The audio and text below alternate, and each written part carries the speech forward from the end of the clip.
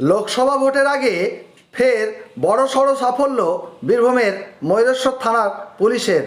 ময়ূরেশ্বর থানার পুলিশ আগ্নেয়াস্ত্রসহ দুজনকে গ্রেপ্তার করল। পুলিশ সূত্রে জানা গেছে, ময়ূরেশ্বর থানার পুলিশ এসআই অনিল কুমারের নেতৃত্বে যখন গভীর রাতে টহল দিচ্ছিল, তখন দুজনকে সন্দেহজনকভাবে ঘোরাফেরা করতে দেখে সন্দেহ হয়।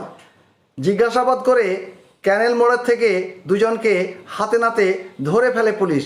তাদের কাছ থেকে একটি দেশি পাইপ গান ও 2 রাউন্ড গুলি উদ্ধার করা হয়। দুজনকে আজ রামপুরহাট মহকুমা আদালতে তোলা হয়। চলে যাও টনি, সামনে বসে যান।